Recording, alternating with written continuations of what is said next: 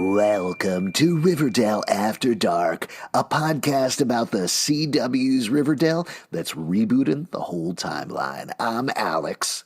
When you're wandering through the dark and you look up, you're like, whoa, I'm wearing a hat. A different hat that I used to wear in the comics. You're like, whoa, that's a different time. 1955? Okay, I'm Justin. I'm Pete.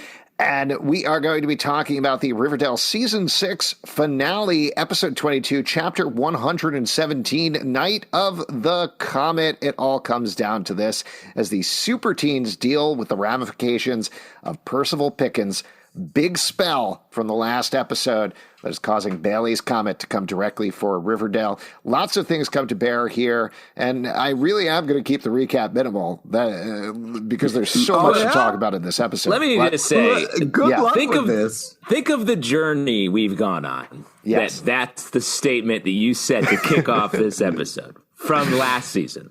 Yeah. That's a journey. A comet is coming for our teens, nay, super teens, as you said. That's a lot. We've changed a lot in this time. Yeah, we really grown over the course of the past year, and it looks like we're going to grow even more into next year because of the wild cliffhanger at the end there. But lots of stuff to talk through. I just want to mention right up front, nailed it. There's the ending. Yes. We nailed it.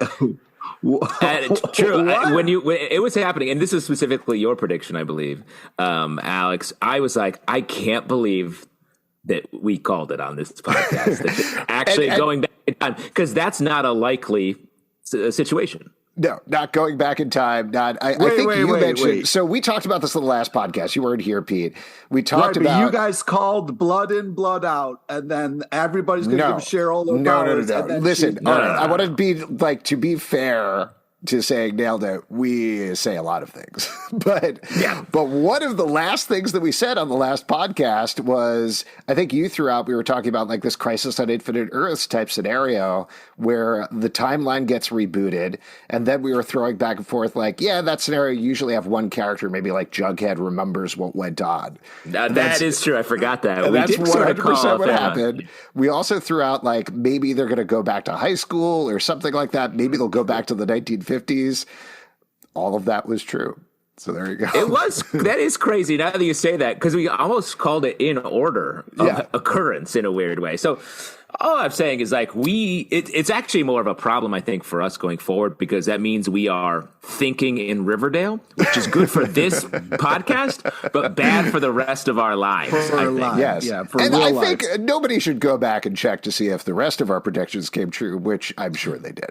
No. I said a bunch of stuff about pocket dimensions, Rivervale. There's plenty to say that's wrong. Yeah, you went on a whole Polly Pockets rant. But we did say Big Baby Anthony. Big Baby Anthony stays. Yeah, Big Baby, we were right about that too. It was just exactly what you said, Justin. I could not believe at the end of the episode, that was almost word for word what we said on the last podcast. That's pretty weird. That never happens. But so many things to talk about in this episode. Congratulating each other. Let's get to it, because a lot happened here.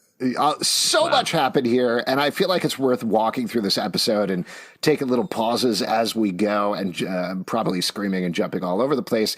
But before we do, I want to talk qualitatively about this season, looking at the end of the season. I know I've been very critical about it. I know you guys have been a little more positive.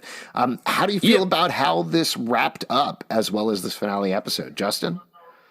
I feel pretty great. We talked a little bit on the last episode about how there's so many plot threads, and it felt like the characters are just running through and saying stuff that needs to happen.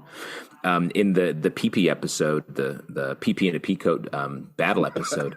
But this episode, I feel like, brought to bear a lot of the emotional issues that I think we've been talking about all season and series, and really set us up for some great, interesting stuff.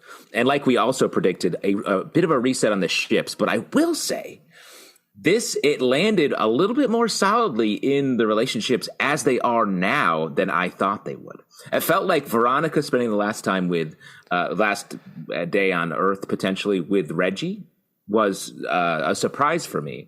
And I'm curious, and Barchie seems very strong. Jughead seems like he's just in love with typewriter stuff, which is fine. Tabitha, come on. Yeah, come on, and man. Tabitha, of course.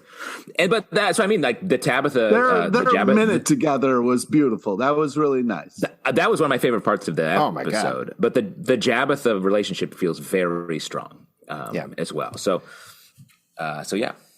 Pete, what about you? What's your overall take on the season and this episode?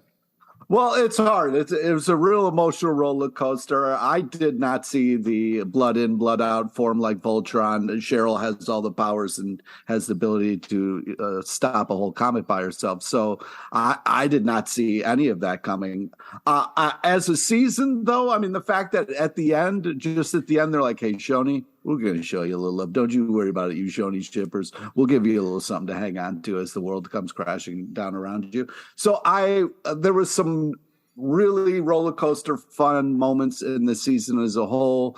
There's hope for others as we get a reset, which is exciting for people who kind of like haven't felt like the best in some of the relationships. So, I mean, it's another season of Riverdale that is an insane show. Another new two geniuses. I don't think you can call anything. So it's a fun ride that doesn't take itself seriously and gets insane. I'm holding out hope though that we check in with Pee-Pee, and I'm hoping the devil is ripping him into pieces like he did that comic book, which was so far out of line and so fucked up. I hope he's burning in hell for that alone. Just really naturally, Pete, you're trying to squeeze all your opinions from last episode that you missed into this episode. You're goddamn right. Yeah. Like I said earlier, I've been very mixed on this season. There's been some real standout moments, I think, that have happened throughout, and I love this finale. I thought this was a fantastic episode that really got me emotionally, and that's a lot of the stuff that I've been missing this season, is those deep emotional moments, which I'm sure we're going to jump into and talk about. And like you were saying, Justin, I think this brought things together really nicely in a way that I felt was somewhat scattershot in the previous episode. Overall, not my favorite season of Riverdale, but I do appreciate... I appreciate the ambition here. Like we've talked about a lot. What other show is going to do this? What other show is going to start with, we're a small town with some darkness and a guy is killed, and that really emphasized the darkness in our small town. And 6 seasons later, like, well, we all have superpowers and a comet is coming to kill us. That progression is utter insanity. A lot of the writers have pointed out, like, yeah, that's what the Archie comics are like. That, I think, if anything, is the thing that they've leaned into over time, is like, we're Archie comics, we can do anything, and that's not what I expected from the show. That's not necessarily what I need from the show, but I appreciate what they're doing and the craft that they're putting into it. And again, I'm very excited about the place that they end up here. So why don't we... Yeah, go ahead, Pete. I just wanted to say I agree with this rooster. I think every time you talk, all I hear is quack, so it's nice to have that sound effect still. Oh, dang it, I got roostered. You got rooster, kid. I got rooster. Yeah, I have a soundboard at where I am, so I'm just going to play this rooster occasionally. All right. It's like a Zoo Morning Crew review. Oh, you just roostered yourself there. I thought it's only fair. Okay. It's only fair. Nice to you. So we start off the episode with Jughead setting off the comet is coming for Riverdale. They have barely any time to survive or stop it, and they don't know what they're going to do. Enormous, insane stakes, and to amp it up even bigger, Percival has erected an invisible barrier over Riverdale that you can get in, but you can't get out, and nobody outside knows this is happening. All of this stuff was insane, but I'll tell you what, I love the setup of the stakes here. I thought it was really smart, really interesting, and given we were kind of down on the explanatory nature of the last episode. I thought they got all of this stuff out of the way really nicely at the beginning to explain why this is going to work the way it works, and then they sort of just went on from there. How'd you guys let me throw this out. It felt like they were very much only concerned with Riverdale. Like a comet hitting the Earth, that's a problem. That's gonna. I'm basing this on the documentary Armageddon, featuring some of my favorite performances. That would kill everyone. Yet they were sort of like, if we could just get underneath this force field, we could hide out in Greendale, one town over, and completely avoid comet disaster, which doesn't quite track. That doesn't quite track, but I was actually okay with it because I feel like using the Riverdale logic and the magic logic, you got this barrier around the town. My assumption is the comet's going to hit Riverdale, destroy Riverdale, and not actually destroy the Earth, not actually affect anything else. And that's why the way the spell is set up, the way it's set up. I see. Presumably, afterwards, there's an enormous crater there where Riverdale was. But if we went by what except Tabitha for Pops, except for Pops, that's what I was going to get to, because Pops is powered by ghosts. Yeah, the ghosts. We still never really dealt with those 4 ghosts hanging.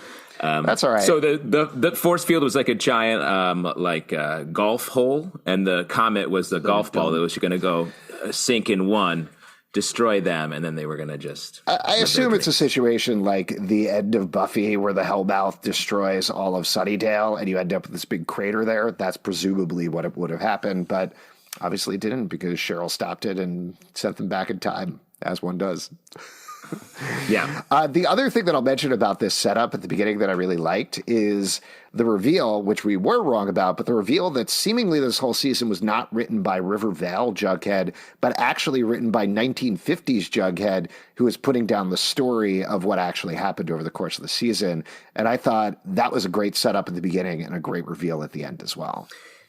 Yeah, and one thing that I'm shocked about is we didn't get the multiple Jughead stuff sort of... We didn't land that in a way. It just sort of, it happens to be our Jughead who's back in time telling the story of the thing that he lived and not a multi-dimensional situation. Wait, you didn't like Tuxedo Mahjong playing Jughead? I love all that. That was last episode, and I was here for that, but it's our Jughead. Yeah. It's all, well, let me throw out a crazy theory that we can check back in about a year's time about, and I'm sure we'll remember, but I feel like since we know there's probably going to be 22 episodes in the next season, my thought is we're not going to stick in the 1950s the entire time for 22 episodes. I think we're going to have a walk through time. I think we're going to slowly link back up to the end here and go through not just the entire history of Archie comics through these characters, but also the history of Riverdale, which means that we could loop back to the Riverdale stuff and the multiple Jugheads and all of that by the end of the next season, potentially. I think that's fair. I bet you this 1950s run will be similar to Riverdale was this season. It'll be something we get to play around with for a little bit, and then a momentous event pushes them forward in time, whether we stop in a couple different eras or go fully back to present day. Well, why don't we keep going with this? So we got the setup there. We also find out that Big Anthony and Archie will both live because they are immortal and invulnerable. Hopefully they can start.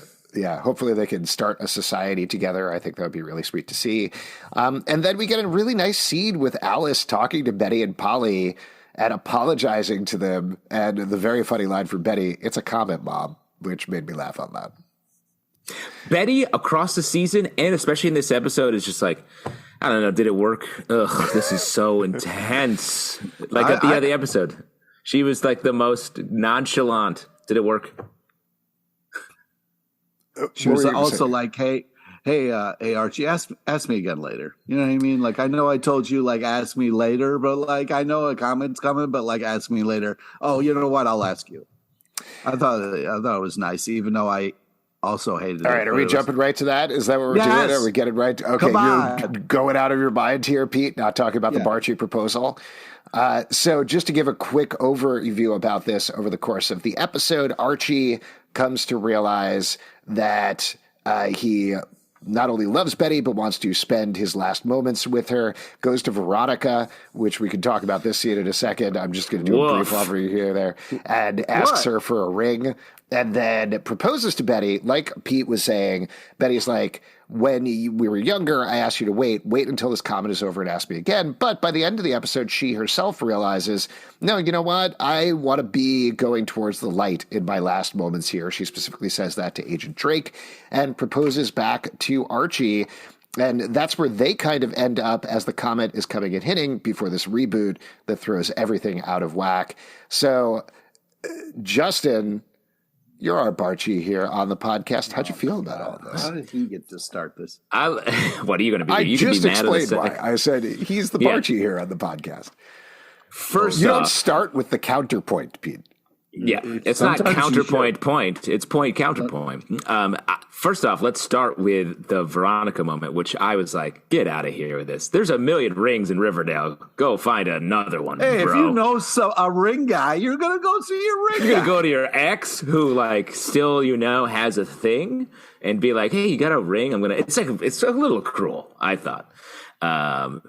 I don't think Archie. There was no malice behind it. You can tell. There was no malice behind Archie, but I loved Camila Mendez's reaction there. Like, I don't know if that was in the script or something she did or the director, but when she's like, "Yeah, of course I'll help you," and then turns to the camera and is like, "Ooh." Yeah, it was great, and like that's what I think. These actors that was what we were all doing as we were watching it. We were just kind of like, 100%. "Oh my god, is this really happening?" These actors are so good; they can sell those moments and really encapsulate all the emotions in just a one look, and that's the way the pace of the show is. So I thought that was great.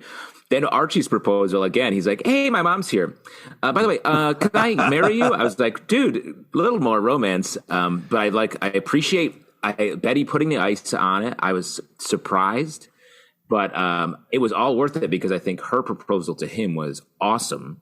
Yeah. Loved all of that, and just where we end up, I feel like Barchie's irrefutable at this point. You can't. What are you talking about? We got mind wiped, dude. The only person who knows is Jughead, and he ain't going to say shit.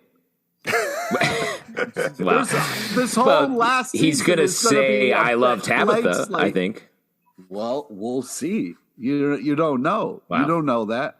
It's 1955, man. It's a wild time. Exactly. Wild time. Anything can happen. A couple of quick things to throw out of this plot line. I also really like these dual proposals. I thought they were really well executed by the actors. I thought in the first scene it was very funny that Betty gives this whole speech to Archie about you don't have to be the hero always. You can just be yourself. You are a hero. That's who you naturally are. And Archie's like, yeah, you're right. I don't always have to do that. Well, off to destroy this barrier. Well, I mean, him hammering the barrier with a giant hammer, I was like, dude, this is insane. Yeah, but that was the Asgardian weapon, the Asgardian mace for the last episode, right? That he was using. Right. Yep. I don't know. I was just like, all of it is pretty wild. But I also think the whole thing of like, Archie, you don't have to be a hero. Like, it's sort of like, Archie, you're not the main character, but he is the main character. So like, you can't be, the show's saying like, let's cool off him being a hero. But he is sort of, the show is built toward Well, that. that's what his mom was saying. That was what was interesting about the juxtaposition to Betty being like, hey, cool your jets, calm down. And her mom like being like, look at you, you're digging in a tunnel on the last day you have alive because you're a hero. So it's like, he is who he is. And Betty is just trying to be like, hey, it's all right if maybe you kind of like turn it down a little bit. You don't have to change who you are, but like, you don't always have to have the weight of the world on your shoulders. So, I thought that, I was laughing when he first got denied because I was like, oh man, maybe there's hope yet. But when she turned around and then kind of turned the tables, that was really nice and very touching. And I was very moved by it. But I was also very much excited about the fact that in this last season, all ships be who knows, because we got a blank slate and it's the 50s. So there's a lot to kind of deal with.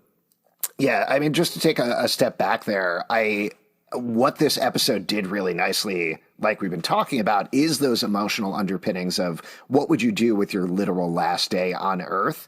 Yeah. And talking about Archie in particular, this idea that he has to come around to that exactly like you were saying, Pete, him going into the mines, him banging on the barrier, him doing all these things, that's not what he actually wants to do or what he should be doing. He should be with Betty. That's the thing that I think ultimately turns her around and is like, you know what? Actually, I'm going to propose. Let's do this.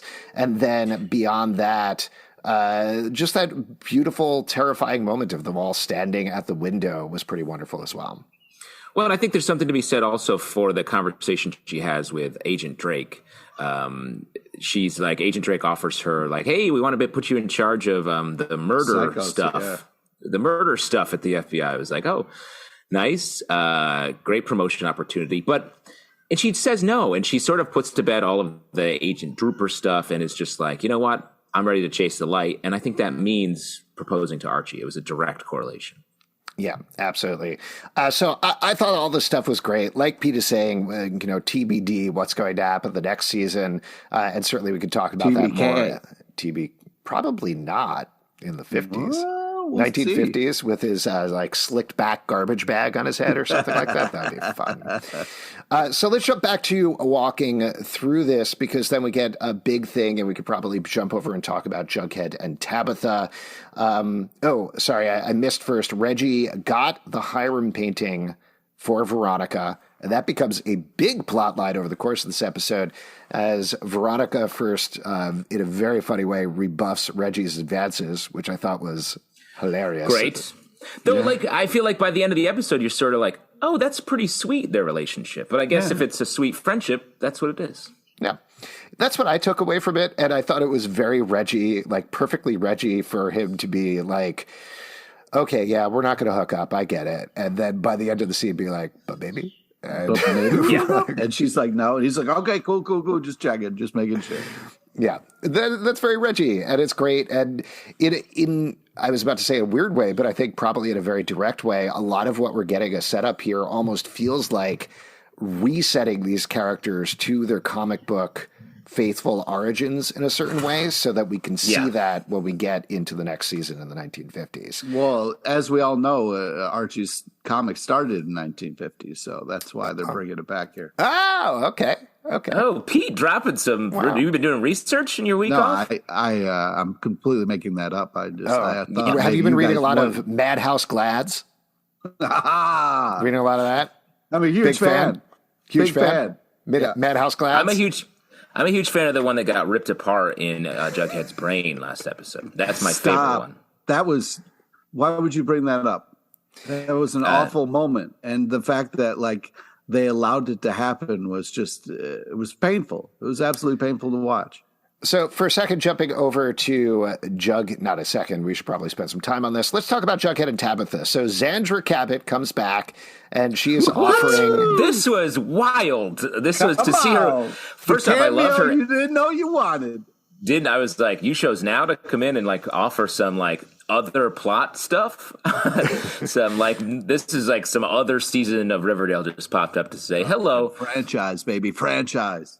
But I love her entrance. It was so Twin Peaks, both the music and the way it was shot, and sort of here's another fold to the mystery. It was very cool. Yeah, it's hard to hook into specifically with this how this affects anything that goes forward, giving the time travel twist and everything. But I think it was ultimately wrapping up the plot line with Tabitha and with Pops in this season, as well as just giving some hope for the future type thing. I mean, that's what I took away from it. It was definitely the thing that felt like Betty and Archie need to concentrate on each other. Veronica and Reggie are hit this friendship place. Choni we'll get to in a second, and I think that does indicate things. But Tabitha signing a contract for more diners and then going back to 1955, I don't know how that affects anything plot-wise going forward. Yeah, I do think that's a fair point. Also, was the whole them watching Titanic together a red herring that that Jughead was going to die? That felt to me like maybe something changed at some point, because we've been told repeatedly Jughead is going to die this season. That didn't happen at all. Other than him dying that one time, it didn't happen. Yeah. Yeah, but we don't know what diner Jughead exists. So the dead diner, he's a ghost in the diner of death. Exactly. The dead diner of death. That's right. PP and a Pico, the dead diner of death. And he does also have that line after they watch Titanic where he says, you know how it's going to end, but it's still a gut punch. And that's not what we get here. So Yes. I don't know. It felt like maybe there was something else that was going to happen that got changed at some point. But in a whole, the Jughead Tabitha storyline was beautifully done. And maybe my favorite Jughead Tabitha thing that's happened the entire show. Just like we talked about, there's the Xandra storyline, then they go watch Titanic, and Tabitha's like, you've never seen it. We got to spend the 3 hours and 14 minutes, even though the world is about to end, watching this movie. Yeah. And then she says, I want you to go on one last epic date with me. And they live out their entire lives at a Pop's Diner booth over the course of 1 minute in a time bubble. And I got choked up and was almost crying. I thought it was beautiful. I agree. Really it was nice. so cool and sweet and touching, especially for something that was like, I'm going to create a time bubble around us because I can do that in this universe, and we're going to live our lives out in such a way. Like, they were able to push past sort of all the specifics that got them there and just have this great moment, which I thought was awesome. Yeah, it was very moving. It was very moving. But let me throw this out. Them living their lives out together, does that mean that relationship has concluded? I feel like it is nearly impossible to say, since, and I don't, quote me on this, but I know that Roberto Aguirre-Sacasa said they did have an idea for the season until this idea came up, and that kind of trumped it a little bit. But I don't know how far they're into planning the 7th season. Like we talked about, there's 22 episodes, and I got both feelings. Like, I feel like we're jumping to the end here, but I got both feelings for the episodes. I got the feeling of like, oh, Tabitha, Choni, Barchie, those are the end games based on this episode. And then you have that time travel tryst, and I felt like, on the other hand, it could be none of those things. It could be something entirely new. We could be going back to the classic love triangle. You could have asexual Jughead, I guess. Like, they could go in literally any direction there. So I think emotionally, they are cresting this stuff. But to your point, the Tabitha thing is either a wrap-up or dialing in on it being endgame. And the Choni thing, just to jump ahead to that, we're told that they are endgame as well, and then we are completely thrown for a loop with the 1955 stuff. So all the evidence points in every single direction. And honestly, I think we started this episode being great detectives, and we're bringing it to a close being like, all the clues are pointing at everyone. Case closed. Well, I think what you're missing, Stelbs, is if the shot would have continued past Jughead in the booth, you would have seen that it wasn't Jughead. It was actually a bear wearing Jughead skin at the end. So I thought you were going to say if it continued, it would have been 2 skeletons sitting there, which also would have been cool. All great, all great predictions. But yeah, you want to talk about the Choni thing, because I know you're saying it's an endgame predictor potentially, but I found it to be sort of sad. It was a little bit heartbreaking, I thought. There's so much going on there, and I have the biggest questions, particularly about that one. Like, I think, like we're saying, with Barchie, you could just forgetting anything could happen for a second, and like anything can happen. But I think with Barchie, anything is possible. Anything is possible. But I think the way that we leave this episode, if we're just taking the evidence of this episode, you got Barchie 2 proposals. So a lot of next season would, on the surface, be about how do they work their way back to each other. Tabitha, I think, same sort of thing, particularly because Jughead is the same Jughead and he knows what's going on. You don't know that. But Choni, to talk about this plot line, and there's so many wild things that happen here, but the short version is that they resurrect Abigail to get her help with stopping the comet, and she wants something in return. And what she wants in return is for Abigail and Thomasita to go in Cheryl and Toni's bodies. So Cheryl and Toni, their souls go into a jar that Heather is holding. Abigail and Thomasita hook up, and then the next morning they wake up and Tony's ready to leave, and Cheryl is like, thank you. Heather breaks up with Cheryl, though, because she says, no, it's clear you are soulmates. Your love is written in the stars. And that's where we kind of leave things with the little appendix here of we get a musical number at the end, and it's pretty clear that Cheryl and Toni are duetting in that number as the comet is about to hit. So I think what you're getting at, not to jump ahead and talk for you, Justin, but I think what you're getting at here is like, we're told multiple times Cheryl's love is lit in the stars by other characters. Cheryl clearly seems it to Toni. Toni still seems to be like shutting down her feelings a little bit, or a lot of bit. Completely, I would argue. Yes, but who knows? Like, who knows what could happen? Like, I don't know. I ran out of gas there right at the end because I don't know. Sure did. Definitely. But who knows? But I don't know. What are we doing? A podcast? What's going on? The murderer is all of us. I brought you into this room to reveal who the murderer is. It's one of you, right? Yeah. Dot. Anybody want to speak up?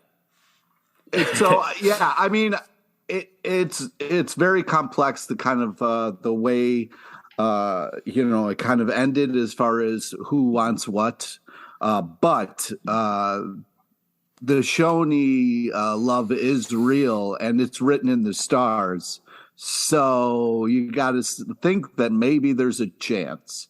That's the fun thing about where this episode ended is everybody has a chance. There was a restart, and maybe this so-called Jughead, who isn't a ghost and living in a diner, remembers some things. But who's going to listen to a ghost in a diner? Except for everyone in this season of Riverdale. I agree with you, and I think the biggest clue to point us in the true direction, I think, is the duet of the Billie Eilish song, where we see Toni. Cheryl is definitely singing to Toni, I think, as she's also getting ready to burn the ice out of a comet. But I think Toni, despite the fact that she's with Fangs physically in the room, is singing out. I think she's singing to Cheryl. So that I do think is an indicator that we are going to get Choni and that is true. But I was just so surprised by how ice cold the Toni's departure was after like a pretty intense sex scene for Riverdale. She's like, but not even a moment, not even one lingering look. And we talked about like the looks on this show are sort of where the power is. Camila Mendez, all of it. We don't even get a little look from her. So they're keeping their cards very close to the vest with Choni. But I do think you're right. The duet is the clue to follow. Well, and I think getting back to that's Toni has big baby Anthony, who she's still kind of treating as a baby here, even though he's going to be Serpent King because he's the only person that's going to survive the Comet. Also they're going to be the same age now, right? Yeah, there you go. In the 50s, he's like, it's like Toni, Fangs, and Big Baby Anthony are all peers. Well, wow. I mean, that's a big question. I think, hold on, I want to come back to that in a second. But also, I think she's married to Fangs, and she knows she's married to Fangs. And even with the absolutely bonkers explanation of why it is not cheating, I think she is still holding on to like, no, I'm not going to cheat on Fangs. It's just going to be somebody else in my body. And then I'm going to go back to my life. Like, this is just a thing. She specifically says anything to save Riverdale. And there's no emotion there. I think she is shutting down that emotion. And then to get back to the point that I wanted to get back to, we do have some sort of reboot. Is Big Baby Anthony going to be there? I don't know. Is Toni going to be in high school with them, with Cheryl? And I hope they don't do this, and I don't think they will do this. Is Cheryl going to be back in the closet? Like, what does their relationship and what is their status quo? Like, we get to see at the end of the episode, Archie, who seems like classic Archie. We see Betty across the street, presumably crying about James Dean dying and Alice comforting her. So I think we get like classic Betty there, but we don't see any of the characters. We don't know who they are other than Jughead or what they are or what they're about. So they're probably going to go back to their classic comic book forms. But what does that mean for, like you're saying, is Toni still the mother of a child who is the same size of her? Is she a teen mother? Who knows? No idea. Yeah. But I do think, regardless, Choni endgame, so there you go. I think we all agree on that. Why don't we move on to other... I'm pretty sure. Yeah. So lots of other stuff to talk to. Talk about the Abigail stuff also, I thought was great. I loved how they brought that back. Yep. Her being like, yeah, untie this knot. And then that'll take down the barrier. I would have got some help on that knot. Cheryl was just very frustrated doing it herself. I was like, bring in the extra hands. Yeah. Right in that around that moment, Cheryl, when they find out the comet's made of ice, she's like, that's kind of basic. but kind of awesome. I was like, wow, nice commentary from our girl. Yes, very meta stuff from Cheryl this episode. There's that line and the line later on where Veronica finally explains how she's going to take everybody's blood with her blood-sucking powers, get their powers, and then give it to Cheryl. And she says, I am so happy you uttered that sentence and not me, which felt like Madeline Petch being like, I have had to do so much exposition this season. Yeah. Could someone else say some nonsense for a change? Thank you. Thank you. And then one other line while we're going through lines, when Cheryl tells Toni about her plan to let Abigail and Thomasina have one night together, she says, isn't Heather going to be upset about that? And she says, she's a witch, so she's fine with whatevs. Yeah, very funny. And while we're just in here, when they're talking about how, like, well, if I use my powers, the resurrected may die, there's this great shot of Nana Rose who's just like, huh? Such a funny hot take from her. That was funny. They're like, well, how many people would die? And they just go down the list. They're like, yeah, they were dead. This was dead. And I was like, oh man, that's a hell of a list. And that also really, like, beyond the fact that a comet is coming, really amped up the stakes in a really nice way for solving this problem. So almost without slagging off last week's episode too much, this was almost antithetical to last week's episode for me, where they managed to give the exposition an emotional heft to it for all of the characters, which didn't quite happen the last time. Let's talk about Mary. Mary comes back into town, which is bad news for Mary, but she is getting a divorce and ultimately coaches Archie through his barrier banging thing by invoking the name of Fred Andrews and what Fred would do in this situation. Pete, that had to hit you emotionally. You're always big on Fred. Oh yeah, anytime we give Fred a shout out, it's a beautiful thing. So I'm glad that they're still doing it and doing it right. So I appreciated that. It was a nice moment, man. My moment of panic when it came to Fred was at the end of the episode when they cut back to the 50s and Archie's talking to his mom. I was like, Fred should really be here. And I was like, sort of that like hand on the heart, like grab, he can't be. He can't be here. Yeah. What an extra bit of tragedy here. Yeah. I mean, that's the thing that always hangs over it, right? Like, it's the same thing with the transitory heaven stuff. Of course, Fred should be there, but he can't. And, we will miss him always. Why don't we keep walking through this episode? So we touched on the Mary stuff. What else do we need to call out? I'm just looking through my notes here.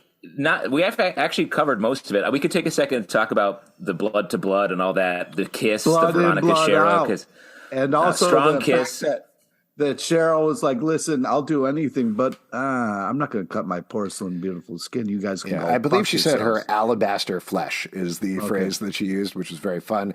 Also, I loved the other meta discussion that happened there where I was about to say Madeline Petch, but Cheryl called it out for being queer baiting, and Veronica shot back, that's not queer baiting, it's saving the world, audience. Yeah. Yeah, right. And I was like, okay. All right. Yeah. Pretty wild. I love that she sees the aura and then instantly Veronica's like, well, let's move right to the gun test. I was like, yeah. Classic Boom. Veronica, quick on the and trigger. I love the moment, again, very, very funny, now that Cheryl has all of these powers from Everybody's Blood and the kiss with Veronica, where she just opens a portal and says, toodles, and then steps through the portal. Yeah. Very funny as well. Classic Cheryl move. Dangerous to give her all that power, especially, and there was a second when after she had taken on Archie's power, technically she could survive the comet, where I thought she might be like, later, I'm going to live here with big baby Anthony, I guess. No, but, we were talking earlier about the whole Archie, Betty hero discussion. This really was Cheryl's season. She is the one that saves everybody. We've talked a lot about how from Riverdale on, we've very much been in Cheryl's gothic, horror, supernatural world. So to have the season end with her in front of Pops in the pretty much straight up Jean Grey uniform, floating above Pops and destroying the Comet, I thought was a great moment and really brought everything together right at the end there. I agree. That was very cool. Yeah. And one other thing that I guess we should talk about is how much Hiram was a part of this episode. Yeah. I was surprised by Reggie saving the Hiram painting. He was the Columbo with the one more thing, Yeah. Veronica kissing it being sort of what unlocks the whole thing. So it felt like Hiram almost had a hero status here. I guess this is the season we said goodbye to him officially. It's a little bit of a redemption episode for Hiram, which I was surprised about. Yeah, I think so. It was very funny seeing Veronica kiss the painting and rot the painting and then have like, oh, my revelation is staring at my father's painting. I do wonder if they'll be able to bring Mark Consuelos back in some fashion now that we've rebooted the timeline for the final season. I guess we'll see if that happens and if he has time. We had talked about before, and it was kind of crazy how everybody was just okay with everybody after the spell was lifted, where it was like, oh, Frank's cool now. Yeah, Mom's cool, even though they were definitely pretty much murdering the whole town or on the side of that. So it was kind of interesting that also Hiram got a reboot as well, and kind of was put in a better light.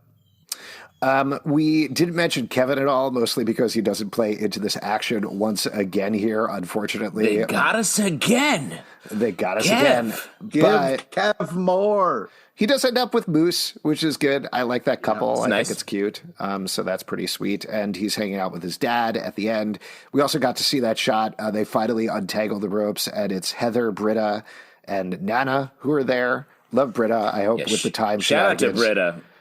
Great. Yeah, I wrote Britta with an exclamation point in my notes because I was like, great to see her just looking like, whoa. Yeah, now I'm here. Uniform reaction. Yeah. I've been here the whole time working on just off camera. It's cool. Also ending, we mentioned this earlier, but didn't really talk about it. Ending with a song was such a surprise. Very Did not see that coming. Yeah. Yeah. And like full on musical number, like not we're at, La Bonne Nuit singing a song, but legit everybody singing in character. Again, whatever criticisms I have, no other show is doing it like Riverdale when it comes to stuff 100%. Like that.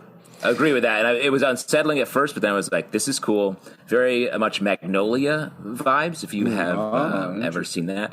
But good stuff. So there we go. And we mentioned the end of the episode, and we've certainly done a fair amount of speculation. But anything else you want to touch on there in terms of going back to 1955, Jughead remembering he's black in the blue and gold with the hat?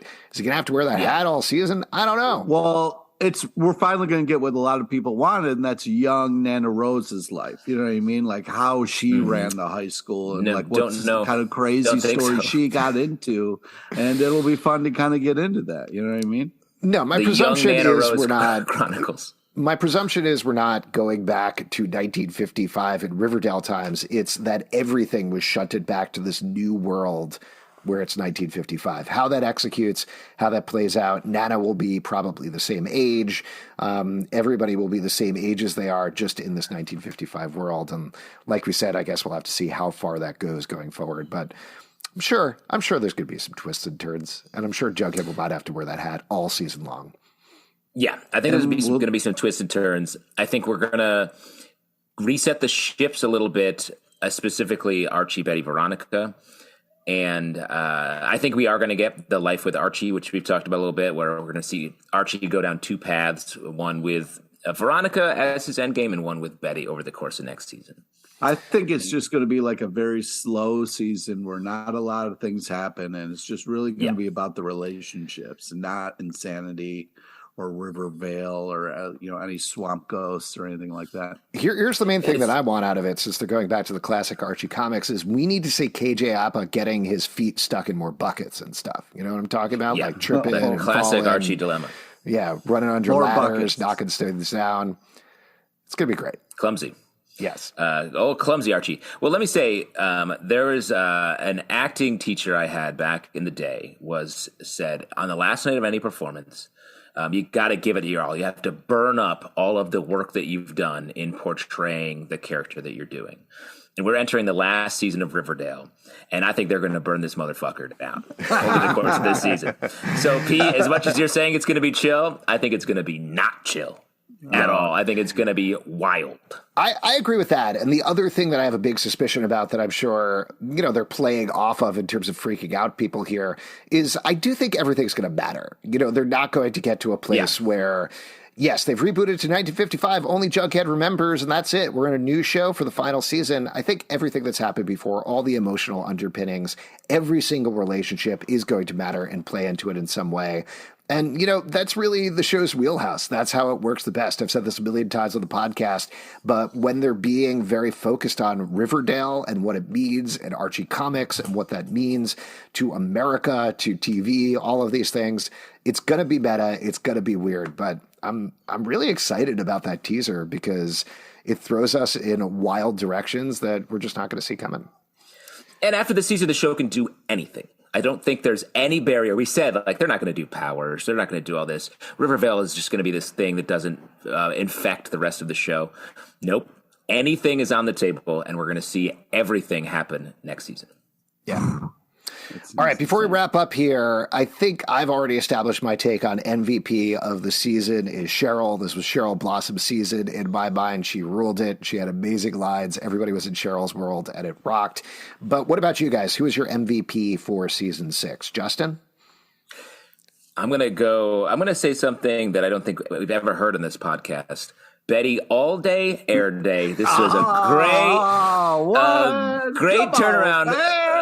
Great turnaround for the Betty proposal. I've loved the Barchie relationship all this season, and the Archie is remarkably consistent no matter what's happening, whether he's just trying to learn the guitar or battling an ancient evil as an invulnerable hero. He's basically the same. It's Betty that changes, and over the course of the season, I feel like she changed it a lot. She pushed through the darkness and is finally chasing a light. That light is Barchie, strong and game later. Wow. Pete? I was going to say, Cheryl, then that was taken. And then I was going to go with the old Betty standby, but now that is taken. So I'm going to have to give it to Tabitha. Tabitha really got nice.